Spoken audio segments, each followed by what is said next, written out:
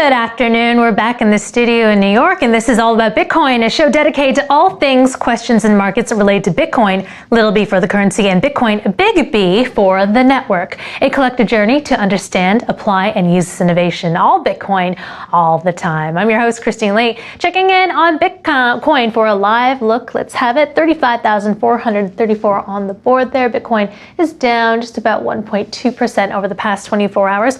The most reliable reference prices for institutions since 2014 are now published under the CoinDesk brand, trusted globally as the leader in crypto news, events, and data. Looking at our top stories, former President Donald Trump once more denouncing Bitcoin. Here he is on Fox Business. Have a listen. Bitcoin, it just seems like a scam. I was surprised. With us, it was at 6,000 and much lower. I don't like it because it's another currency competing against the dollar. Essentially, it's a currency competing against the dollar. I want the dollar to be the currency of the world. That's what I've always said. Trump's concerns that Bitcoin is another currency competing against the dollar are underlined by El Salvador President Nayib Bukele announcing over the weekend that he is developing a bill to recognize Bitcoin as legal tender. Bukele further tweeting, Bitcoin has a market cap of $680 billion. If 1% of it is invested in El Salvador, that would increase our GDP by 25%. On the other side, Bitcoin will have 10 million potential new users and the fastest growing way to transfer $6 billion a year in remittances. So will this have a domino effect? Well, speculation is that Paraguay may be next to announce a meaningful adoption of Bitcoin following a tweet by a Paraguayan congressman who has the Bitcoin laser eyes. And in it, he says that a new project will begin this week involving Bitcoin and PayPal. So that is Carlos Reala, a congressman from Paraguay. And joining us now to discuss is Avik Roy, president of nonpartisan think tank, the Foundation for Research on Equal Opportunity. Welcome, Avik. Hey, Christine. Good to have you. So you published an article in Forbes today about El Salvador making Bitcoin legal tender, which was retweeted by President Bukele himself. Specifically, he quoted you saying that, quote, if President Bukele's Bitcoin proposal becomes law, El Salvador could become one of the most significant monetary centers in the world. Perhaps you could explain what your thesis is there. Yeah, Christine, I would say that this is the most important crypto story of the year. It's more important than Elon Musk's tweets. It's more important than Michael Saylor. It's more important than DeFi. This is something that I think most of us who follow this space and have followed it for a long time didn't expect to happen for another 10 years. And so accelerating the development of the whole crypto universe by having a sovereign nation state deem or decree that Bitcoin will be legal tender in the country, it does an enormous amount for the global financial system, along with the country of El Salvador, which is obviously very important to President Bukele. Mm-hmm. And that's what I talk about in the article. I talk about both points, right? Both what it will do for El Salvador as a country, but I think the most significant part for U.S. and other international observers is what it could do for the global financial system.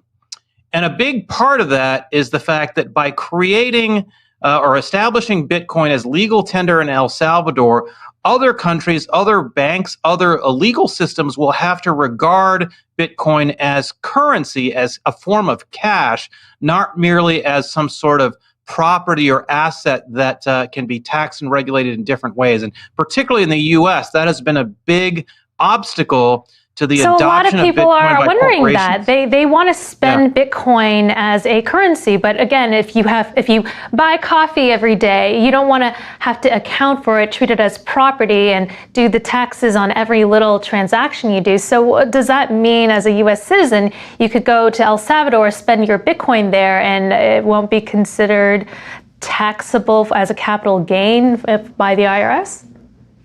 Well, it's a lot more complicated than that, but I think the bottom line is to say that it will definitely be a lot simpler, and a lot will depend on how the IRS evolves its guidance and its regulations and its thinking to account for the fact that Bitcoin will now be a sovereign nation state's currency. The other part of this that we talk about is, of course, what will happen with businesses. Obviously, one of the big stories that we've been following for the last 12 months has been institutional adoption of Bitcoin. Michael Saylor pioneering corporations putting it on their balance sheet, and there aren't as many corporations doing it as, even though it gets covered a lot in the crypto press. A lot of treasurers of corporations are hesitant. Why? Because the accounting rules that corporations both in the U.S. and elsewhere use basically penalize you for holding crypto assets on your balance sheet. So if, on the other hand, it's now legal tender in El Salvador, it is a foreign currency, a lot of those accounting rules become a lot simpler, and it makes it a lot easier for companies that are worried about inflation to host Bitcoin on their balance sheets, and that could drive a lot of institutional adoption. Now, I want to get your comment on this. What makes this different from what happened in Japan in 2017 when they declared Bitcoin as legal tender? Well, my understanding is that a lot of people have misunderstood what Japan has done. Japan has said that Bitcoin has legal standing. So if you want to settle your debts in Bitcoin, you can. But that's a step below actually calling it legal tender. So when you use the term legal tender, what that really means is it's usable for all debts. So basically, you owe the grocery store something, you owe the bank something, you have an interest payment to make. That business on the other side of the transaction is effectively required to accept that currency to do that transaction. So Japan isn't saying that. But El Salvador, if this law goes through, my understanding is that will be the case in El Salvador. So will the U.S. start having to consider Bitcoin legal or a foreign currency if this goes through passage in El Salvador? Well, that would be the normal. That would be the normal sequence of events. Obviously, anything is possible. It's possible. It's theoretically possible that the U.S. could say, "No, we've decided that we're going to penalize El Salvador for doing this." But that would be a highly unusual step. And this is really the most important thing of all about what El Salvador is doing, is to the degree that a lot of people out there fear that Bitcoin could be banned by the United States or other major economic powers. Once you've got a sovereign nation state establishing Bitcoin as the national currency, as legal tender in that country, for the U.S. then to go to El Salvador and say, we're just going to basically wipe you out of the international system. We're going to say, no, your currency is not acceptable to us. You're not going to do that unless unless you think that El Salvador is the equivalent of Iran, right? Unless you're trying to really lock them out of the economic system. And the U.S. doesn't really want to do that to El Salvador. So it would take a level of intervention in El Salvador's affairs that I don't think the U.S. wants to get involved in. And at the very least, the State Department's going to have to weigh on that, not merely the Treasury Department or the SEC or other economic parts of the administration. So I think that's going to be a lot tougher. And I think it does a lot to secure Bitcoin as having the potential of being the global reserve currency in the future. Along those lines, there has been some criticism out there that this wasn't completely thought through, that this could potentially complicate discussions with the IMF, between El Salvador and the IMF, and maybe this was more of a PR stunt than sound and well thought out economic planning. What are your thoughts on that? Well, it seems to me, talk to Jack Mallers, talk to President Bukele, ask them about how they came to this decision and how the thinking evolved here. But based on what they have said, this is not something that was just kind of pulled out of the sky. This is something they've been developing, working on for years. The Jack Mallers and a number of other people, as you know, have been working on developing Bitcoin circular economies in certain small parts of towns within El Salvador. There's been a lot of Bitcoin experimentation going on there. And Bukele clearly believes in the value of the remittance piece of this. That's the part that I think really got him very, very interested, is you have all these remittances. 2.2 million Salvadorans live in the United States, or people of Salvadoran ancestry. The population of El Salvador is 6.5 million. So you're talking about a huge number of people. 1/4 of El Salvador's GDP is remittances from abroad. So the ability of taking more of that money directly and putting it in the hands of Salvadoran citizens, rather than having it being taxed away by middlemen like Western Union, was of great value to the economy of El Salvador. So that was clearly the thing that made this a slam dunk in terms of being in the interests of El Salvador. And then you layer on top of that all the other possibilities of entrepreneurs moving to El Salvador. Justin Sun of Tron tweeting today that he's already established an office for Tron in El Salvador, and CZ of Binance hinting that he might do something similar. You could imagine in 20, 30 years that El Salvador is the Monaco or the Cayman Islands of Central America.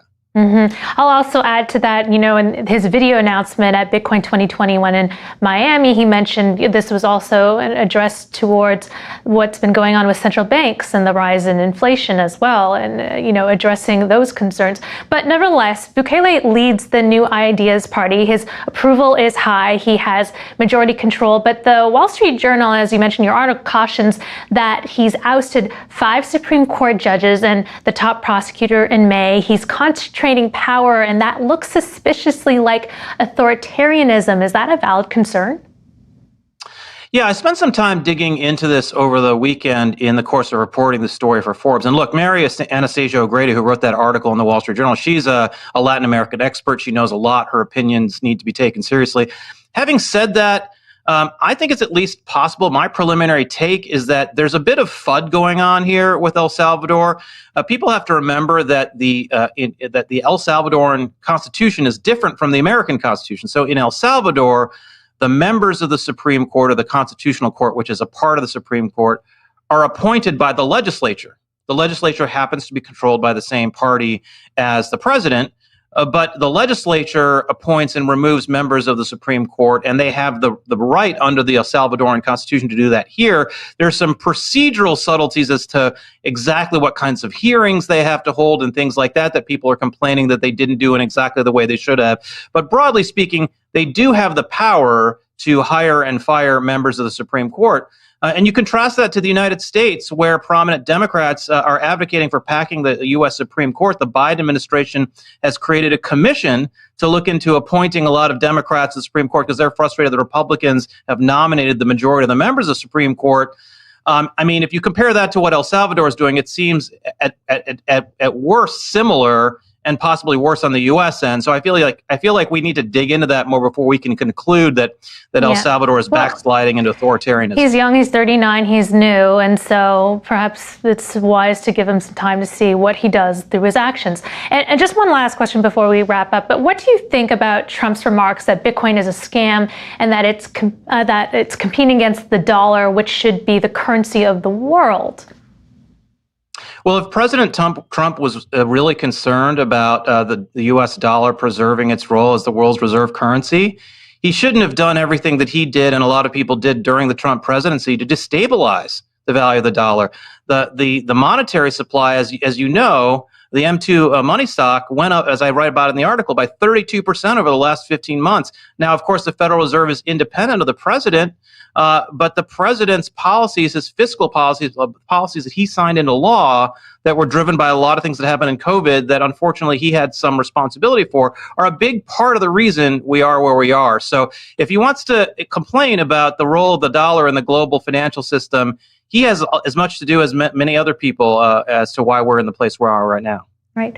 Avik, thank you so much for joining us. Thank you for weighing in. Very exciting developments in the Bitcoin world right now.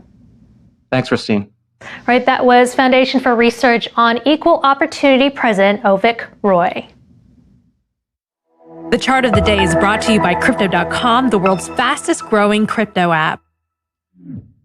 All right, so El Salvador President Nayib Bukele's goal to make Bitcoin legal tender is lifting sentiment, with some calling a potential adoption at the government level a major bullish development. Since Bukele's announcement, a flood of BTC has been moving off exchanges at the highest rate since November, as you see by the yellow line, and that's according to data from Glassnode. While some of this activity could be tied to Tether and other stablecoins replacing BTC as a crypto-to-crypto quote currency, Bitcoin moving off exchanges is nevertheless regarded as a bullish sign. It means Bitcoin holders don't intend to sell, at least in the short term. However, Bitcoin's price remains locked within a 34 to 38,000 trading range. And joining us now to discuss is Martin Gaspar, research analyst at crypto trading platform CrossTower. Welcome, Martin. Hey, Christine. Great to be here. Thanks for having me. Good to have you. All right. So, Martin, Bitcoin moving off exchanges, is that significant to you? Yeah, I mean, we certainly saw a slight uptick the last couple of weeks following the May pullback. What I'm really bullish on now is that this has plateaued in the last few days and is in fact declining over the last couple of days now, shortly after we had the news from El Salvador. So I think we're going to see a continuation in the trend of Bitcoin users continuing to buy Bitcoin on exchanges and withdraw them to self-custody. And this, as you said, indicates that they do not plan on selling their Bitcoin anytime soon. Again, there's a lot of bullish sentiment out there with this El Salvador news, but we're not seeing a huge rally above 40,000 forecast or hyped up by many Bitcoiners. Why not? Yeah, I think right now it seems that the market is in a wait and see mode. There's really no catalysts in the immediate term for traders and investors to look to. We have this overhang in China where it's very unclear of what's going to happen there. We had Inner Mongolia announce some enforcement actions against businesses and miners there. So this has definitely led to some negative sentiment. And now traders are just in a wait and see mode to see whether other regions will follow up with their own enforcement actions there. And as far as catalysts, I think all eyes are on a potential ETF verdict. The SEC has already delayed their decision on the Van Eck Bitcoin ETF the other month. And so this is slated to come again by June 17th. So there's a lot of anticipation there on what could happen. Yes, and if the ETF gets approved, of course, a lot of institutions will have to buy up more Bitcoin to support those ETFs. Another headwind could possibly be over the weekend. We heard from U.S. Treasury Secretary Janet Yellen telling Bloomberg that President Joe Biden's $4 trillion spending proposal would be positive for the country, even if it leads to a rise in interest rates, and a rate increase could lessen the appeal of perceived inflation hedges such as Bitcoin. Is that a factor that may be capping gains? Yeah, I think some investors are waiting to see if inflation really does take off, because the narratives Bitcoin has benefited from in the past year has been the idea that all this money printing is going to actually lead to very high inflation. So far, we've seen inflation pick up with the most recent number around 4%. So this is something investors are keeping a key eye on if it's going to go higher, and if the central banks are going to be comfortable with letting that happen, or if they're going to raise rates as a result. So if inflation does take off, I think it would benefit Bitcoin. If it doesn't, I think investors are going to have to look to other narratives with the cryptocurrency. Martin, just one last question. What is your outlook on Bitcoin in the next 3 months? Yeah, I think right now it's going to be range bound for the next few weeks. I think investors are really going to be glued to their seat until we hear from the SEC. But apart from that, I think it's going to trend up in the next few months. As Bitcoiners tend to work with the narrative around how ESG friendly the coin is. We've already seen them step up to the plate and work with miners to get them to be more transparent about their energy resources, whether they're using renewables, and there seems to be a broader push for miners to use renewables.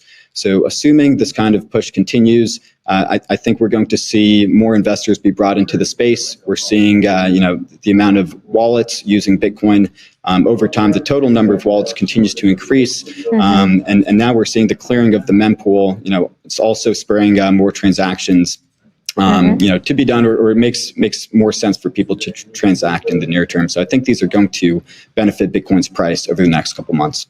All right, Martin, thanks for joining us. All right, that was CrossTower research analyst Martin Gaspar. That's it for All About Bitcoin.